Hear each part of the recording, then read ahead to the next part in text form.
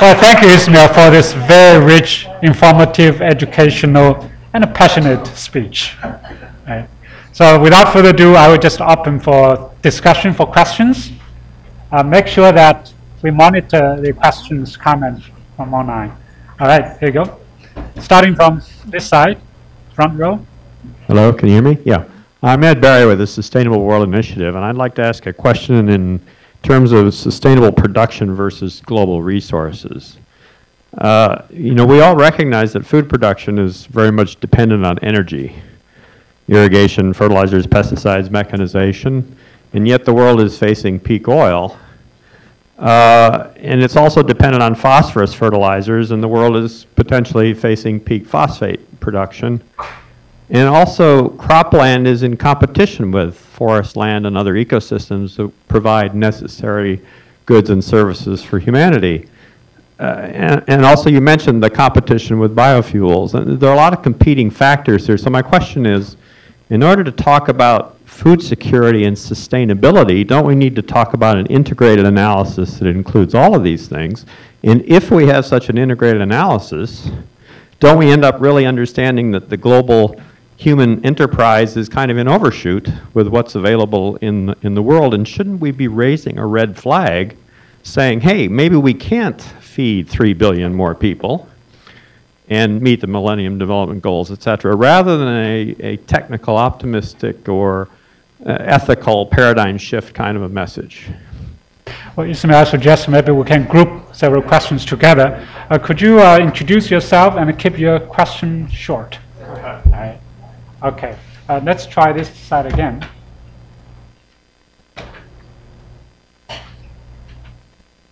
Oh, this one, yeah. The microphone. I'm Ava Shrestha. I'm a nutritional anthropologist by training, but have been drifted here and there because nutrition was always sidelined in the past. And I'm really delighted that nutrition has given the status it deserves. My question to Dr. Ismail is, I agree on all of your points regarding the 10 points. As an anthropologist, I'm saying, what is the role of culture? The role of culture in determining what is edible and what is not. I fully agree on the need to have food security, but I do know of experience that in many cultures, what is food to a culture A may not be considered as food to another culture. Let's say the sacred cow controversy, there's one. And also, in my own country, Nepal, avocados, in the last 2 decades, it was not conceived as food, so it was just laid to waste. So I think somebody in the audience mentioned the application of knowledge. That also has to be there. Thank you. All right, okay, thank you. And let's move to this side. David and the one in the middle. Thank you. David Lambert. The Food and Agriculture Organization has just elected a new director.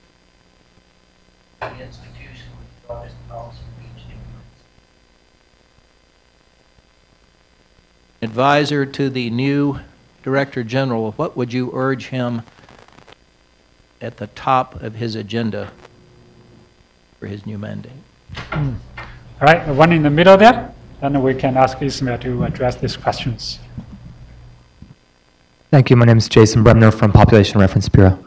I appreciated your 10 commandments, and I wonder whether under empowerment of women we might add a sub-point, and whether or not the agricultural community ought to consider support for voluntary family planning programs and girls' education. It's key components to meeting a sustainable and feedable population by 2050. All right, thank you. It seems to me that 2 commentators raised about the population control, whether we can have another $3 billion or 3 billion people in this planet, population control, the role of culture, and advice to Director General of FAO whether they are going to do more policy work, particularly considering IFPRI is already doing a lot of policy work. Okay, very. Should press the button. Is this working? Yes, it's working now. Okay. Well, let me take them in turn. You know, Ed, I can't agree with you. The people are coming. There's no point in saying, don't come, don't come. The 3 billion will come, whether it's 2.7 billion or 2.6 billion, or maybe we can be very optimistic and get 2.3 billion over the 7 billion, so you're 9.3, you're going to be 10, somewhere thereabouts. They're going to come. The question is, we cannot continue to behave and consume the way we are. We cannot continue with the same technologies that now exist, simply because a lot of people have vested interests in maintaining them, and we need to change that. Because not everybody can actually consume at the same level and in the same fashion that the United States, Australia are consuming. Europe a little bit less, Japan a little bit less in terms of the efficiency with which they use natural resources. But that being said, you know, one of the key points was that better policies and programs shows you that you can achieve a very large percentage of the well-being in the example I showed on health, life expectancy, and so on, with the same resources, improving, as you saw, what would take in the at that time, if you took a cross-section in 1950, you achieved the same level of well-being through programs and policies that you would have required 8 times the income to achieve. 8 times the income being associated with energy consumption and other factors that we all know.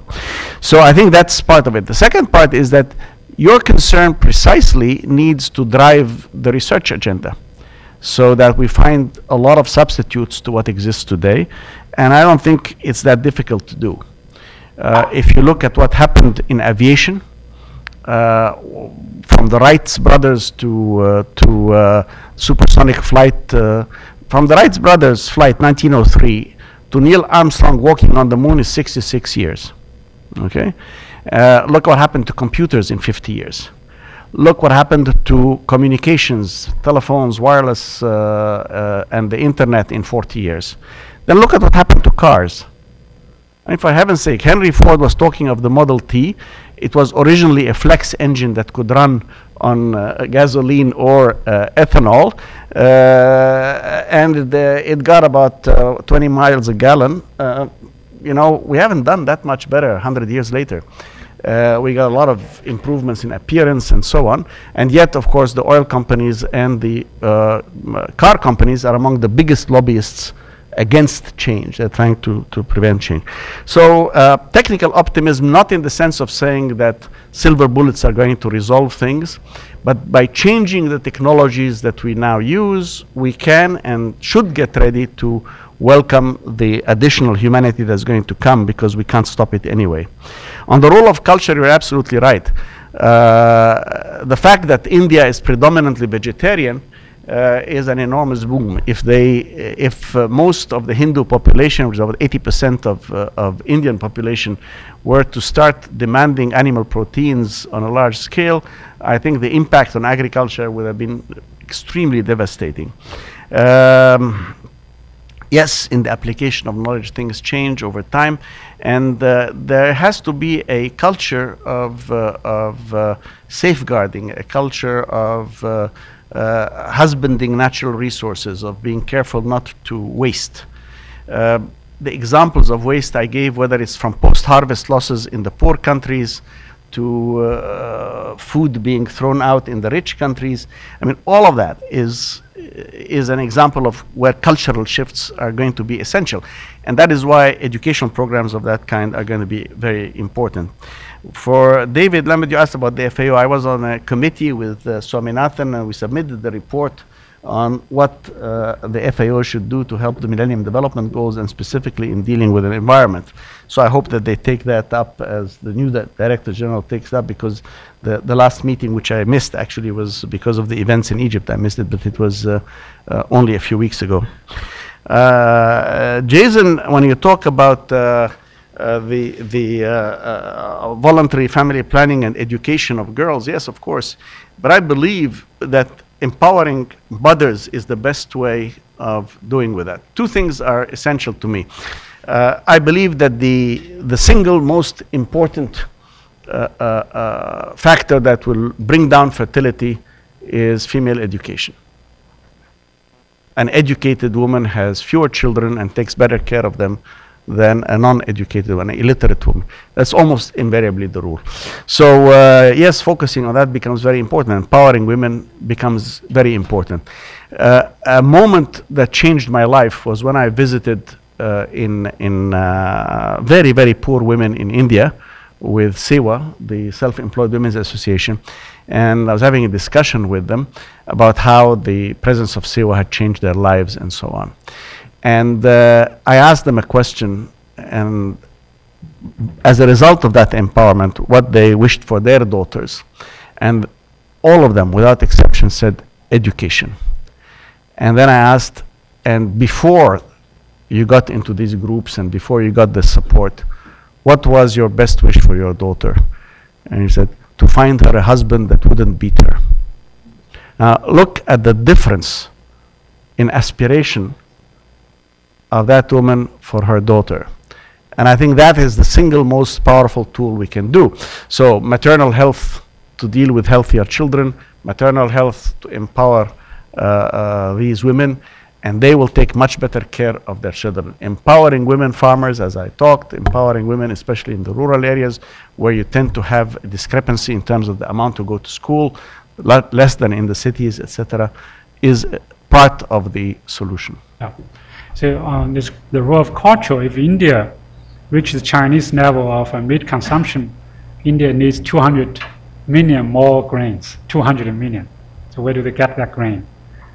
On the family planning, I very much agree that well, not only women's education, but also the overall economic growth will help to really calm down the population growth. I have two brothers. One brother lives in city.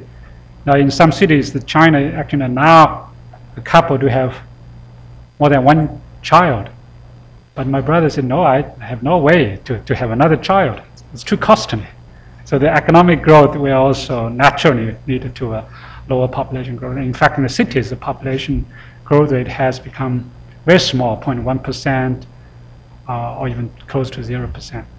Do we have any questions from Twitter or from, anyway, okay, so you can pretend to be from Twitter. Could you use a microphone? My name's Alicia Hetzner. I just wondered, because I was starting to switch to fish, and I think fish is a really good answer, and then all of a sudden we had this nuclear leak, which made me really worry how fast that can go around the world. And a lot of people eat a lot of fish. And the second thing is that farm-raised fish are always said to be swimming around eating their own feces, and that you shouldn't really eat them. So it's really a difficult question, how to switch or move over to higher use of protein in animals. And trying to eat, of course, trying to eat more vegetables and stuff. Right. Okay, so there's a question there, and here too. Where are the microphones? Okay, here we go. All right. Sure, go ahead. Yeah, Charlotte, go ahead. Charlotte Hebbebrand from IPC. Thank you very much for a very inspirational lecture. I wanted to ask you, are you optimistic about the ability of smallholders to increase their productivity faster than prices can drop? And how do you see this in terms of investment required to make that happen? Are we on the right track? And if not, what do we need to do to get on the right track? Okay, before I move to this side, there's another one here. Yes, go ahead. Yes, thank you very, very much for incredible presentation, inclusive, comprehensive, and really addressed all critical issues.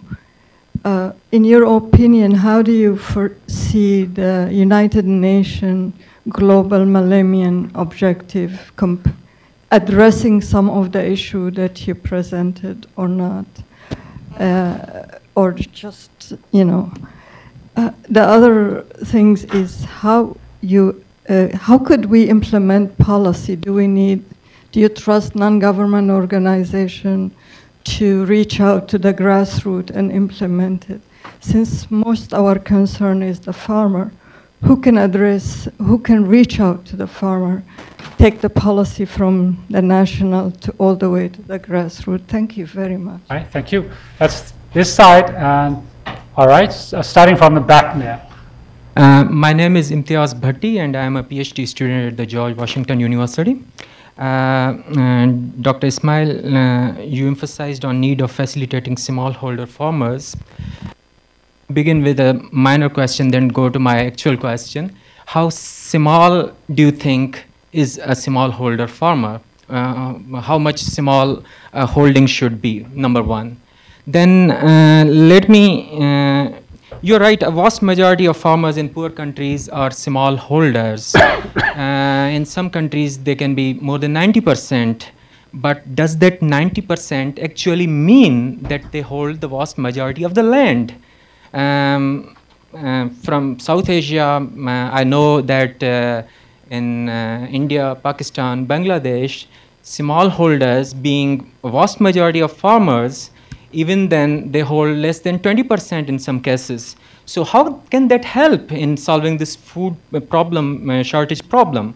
And during all of your talk, I was expecting that you will refer to land reform and the need of creating more smallholder farmers, but you just avoided. Is that part of the neoliberal agenda that started in 1980s and it still continues? Thank you very much. All right, okay. All right, the one in the middle here. Hello, Gopal Rajan, Independent Transformation Consultant.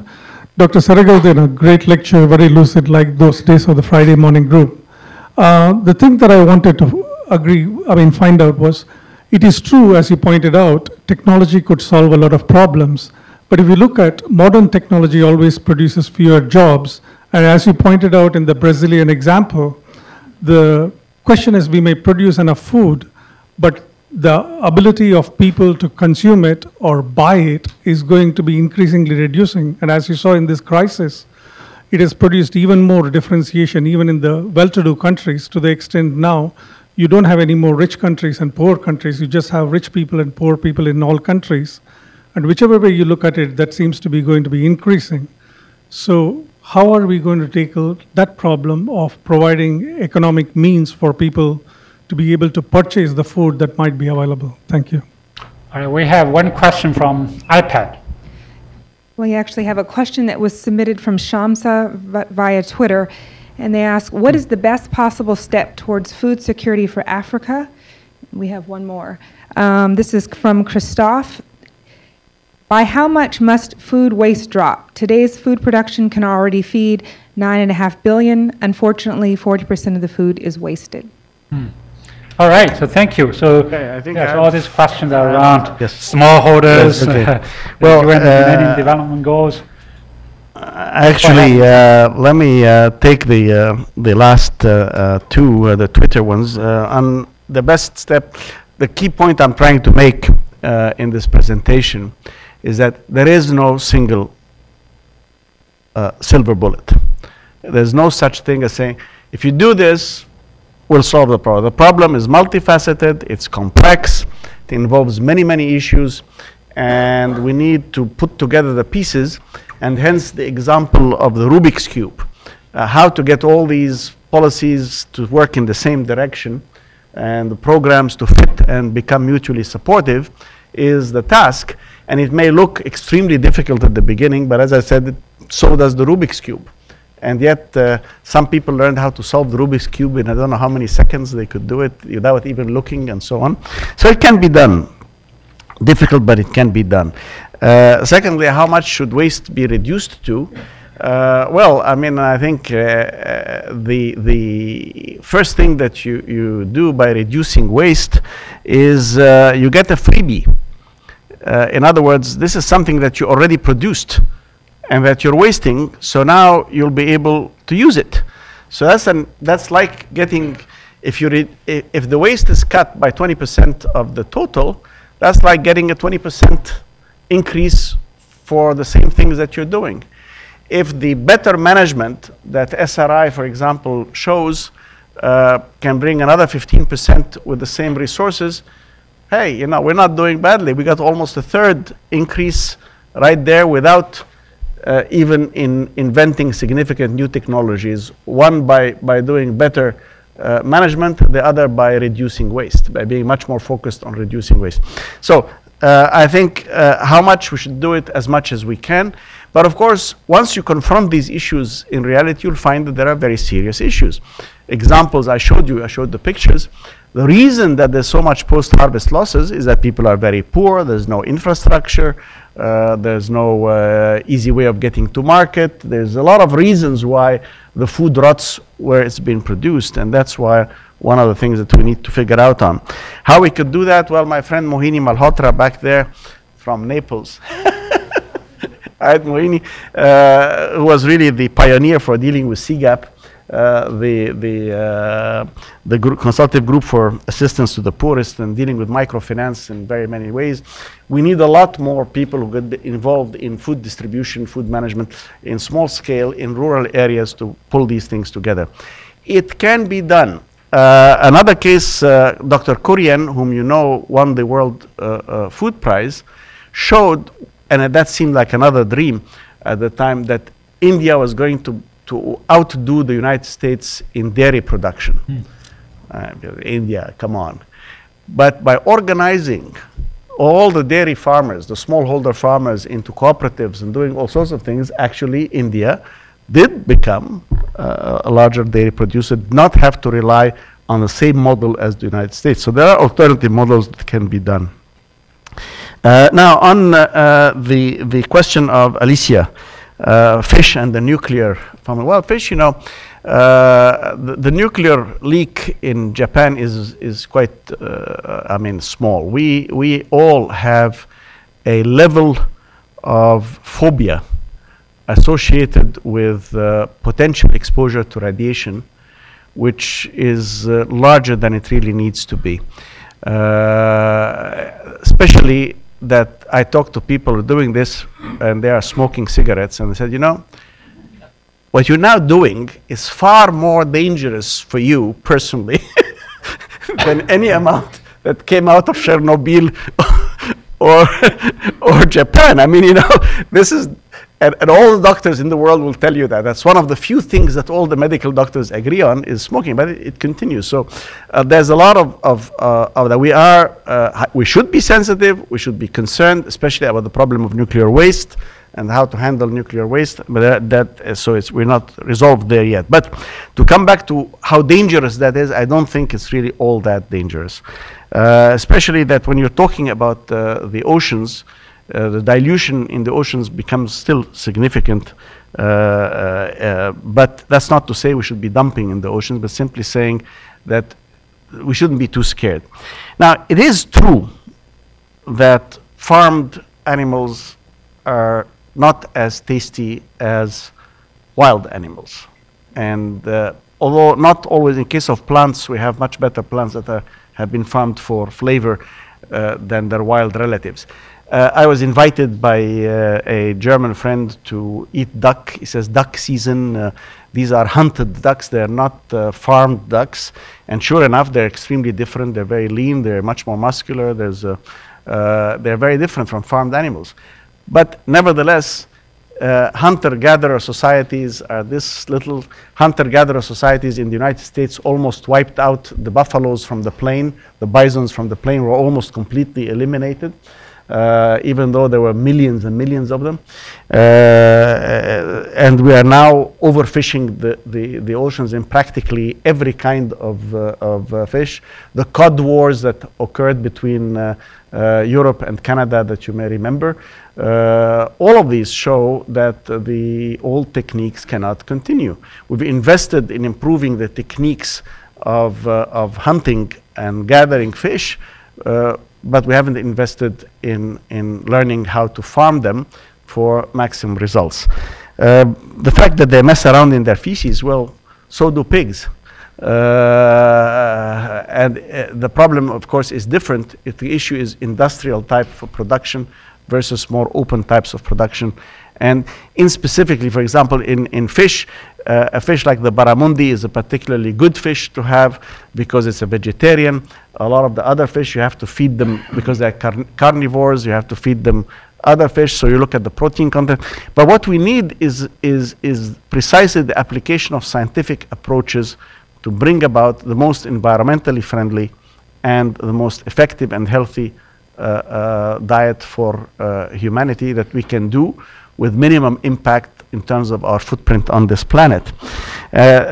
Charlotte, what do we need to increase productivity and reduce prices for the smallholder farmers? I think I mentioned, I had a slide there, you have to get the scientists to focus on the right kinds of problems and to get the extension workers to take the science to the farmers. Plus, of course, invest in the infrastructure that's required for their ability to remove their product and take it to market. What should MDGs would be implemented and so on? What would the NGOs do? I think the NGOs have a primary role not in implementing the project, but in keeping people's feet to the fire. A number of people, Michael Shania had to leave, but Mohini would remember, and I think Alicia would remember that as well. If it weren't for NGOs, any effort at debt reduction, and God knows I was involved in working out debt workouts for many countries, we kept saying, it doesn't work. You have to forgive part of that debt. It would have never happened had it not been for the Millennium Jubilee effort with all the churches and all the NGOs joining to talk about reduction of the debt burden, especially for Africa. It just wouldn't have worked. I mean, and therefore, that's what we need. And the reason I take, I am passionate about it, but that I take the example of the issue of the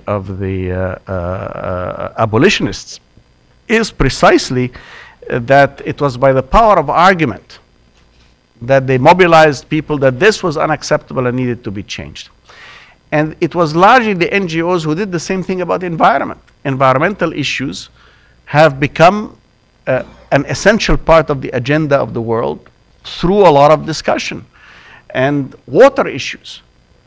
When I started in '95 with Anders Wickman in Stockholm, and I said this bit about the GWP at the time, people, yeah, water, yeah, of course, we'll get around to it.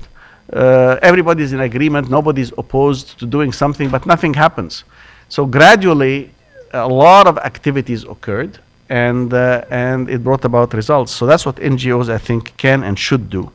Finally, how small is smallholder farmers? Generally speaking, different definitions by different people, but anything under 2 hectares would be counted.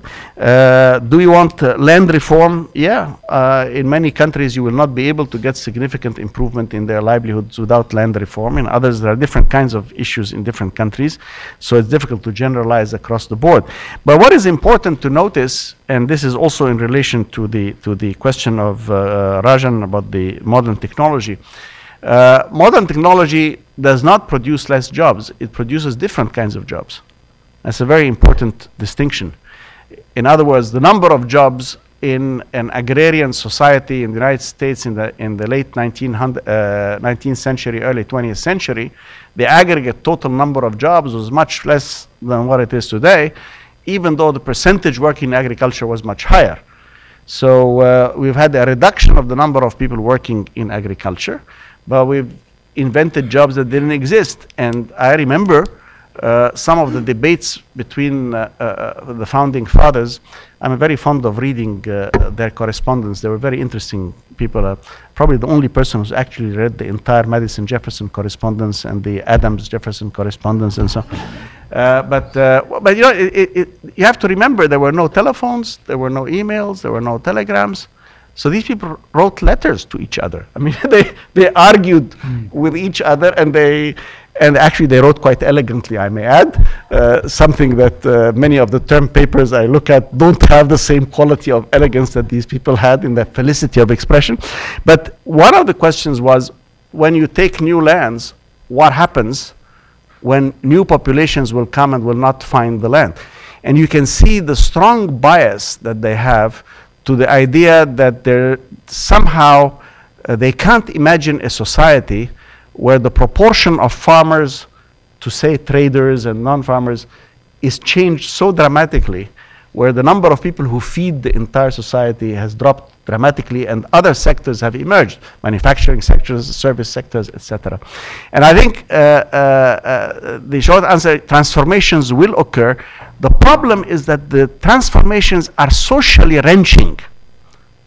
And what we need to do, if we have learned anything, it is to be humane about how these transformations can and should occur.